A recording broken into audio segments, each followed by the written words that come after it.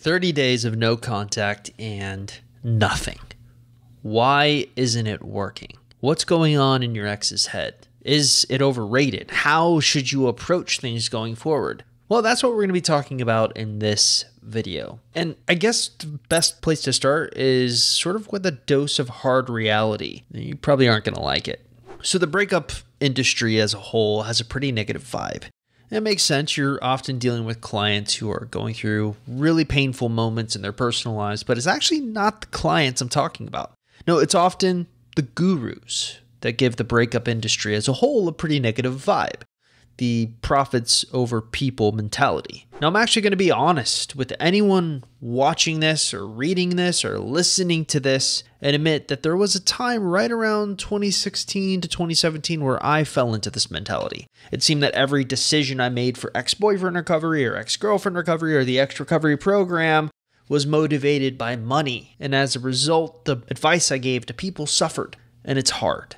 Once you're successful, you naturally want more success, so you double down and almost remove yourself from the equation. You stop caring about getting to the heart of the matter and instead focus on what's going to make you the most money. You lose sight of why you started doing this in the first place, which was to help individuals heal after breakups. Anyways, I bring this up because what I'm about to say may be shocking to hear.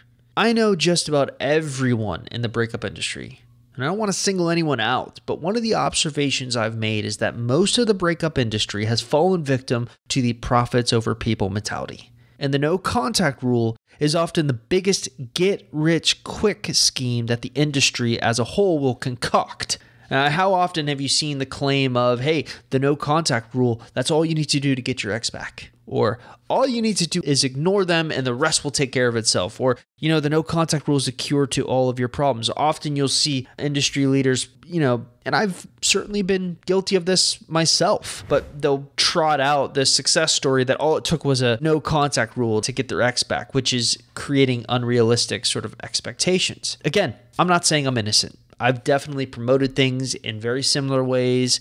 But where I feel like I differ from many of my peers is that I subscribe to the sell them what they want, teach them what they need mentality. And I'm very honest about it. But again, I'm getting off topic. It seems pretty clear that the no contact rule is the star of the show for many breakup coaches. But what most breakup coaches neglect to tell you is that they're selling you a lie.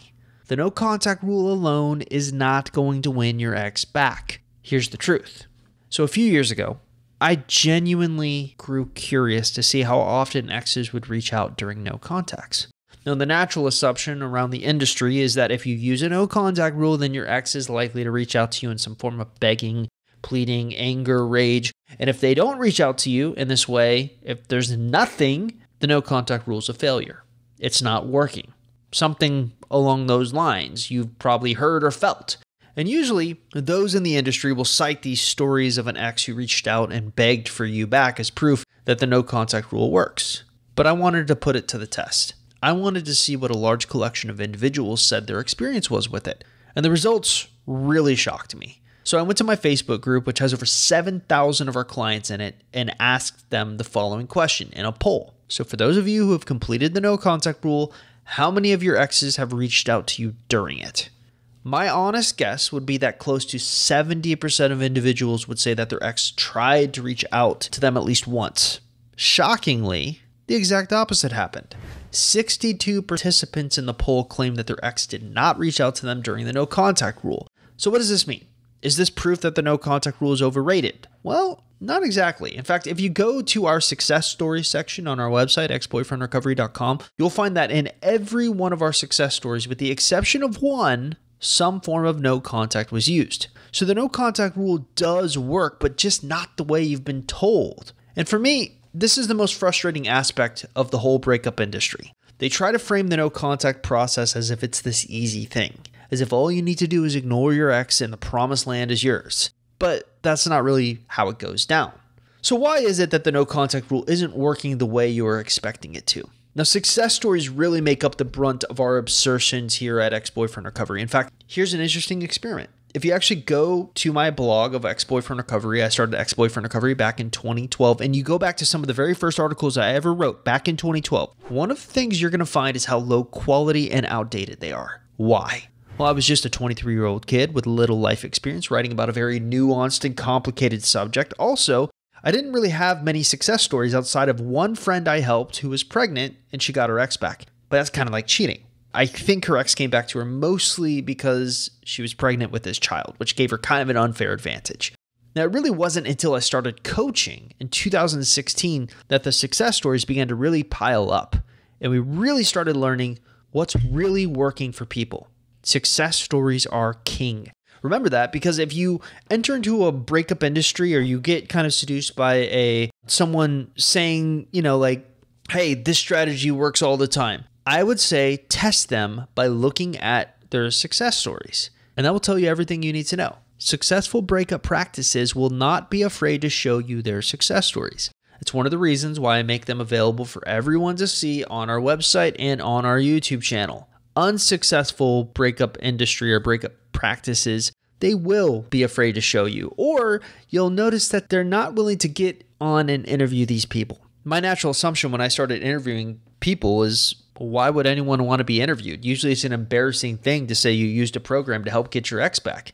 But what I found is people are very willing to share. Not everyone, but most people are willing to share their experiences, so long as you protect their identity and won't show their face and just have a conversation with them over a podcast. Thank God for the invented aspect of podcasts, but I'm getting off topic. It really wasn't until we started studying our own success stories that we began to understand what the difference was between successful and unsuccessful no contact rules.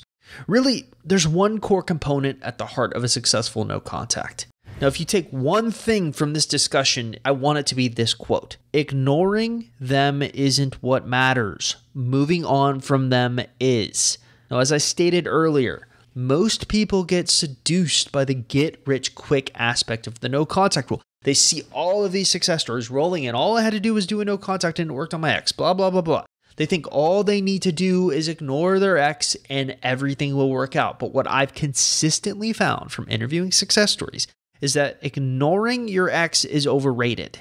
Yes, it does work on a superficial level, but what really matters more than anything, what makes a no contact work, is your ability to get to a place emotionally where you don't want them back anymore, where you'd be completely fine if you never got back together again, but no one ever talks about that. And I understand why. Most of the time, the people willing to spend money in the breakup industry aren't the people who want to get over an ex. So the breakup industry, what they do is they cater to people who want to get their exes back. Again, guilty of this. The irony is that what's really prescribed to give you the best chance of success is engaging in a set of behaviors to where you are actually knocking your ex off the pedestal, getting to this place where you actually don't want them back anymore, where you are moving on. That's the secret no one in this industry wants to tell you. And what I found is that if you are upfront and honest with individuals about what's really working, they tend to respect you more, they tend to trust you more, which in turn leads to them actually spending money. That's the way to do business. Someone once told me that your effectiveness and ability to solve a problem will often correlate to how much money you will make. That's certainly a principle here. Well, I'm telling you that if you want to give yourself the best chance of a no contact rule being successful, you need to ditch the idea of it being this be-all, end-all tactic. You need to ditch the idea that your ex is going to come back if you just do a no contact rule. Instead, view the no contact rule for what it really is: a first step in a very long process to succeeding at getting an ex back or moving on from an ex. That's why it isn't working. The breakup industry has warped your mind and seduced you to the get-rich-quick aspect of it, but that's not how it works.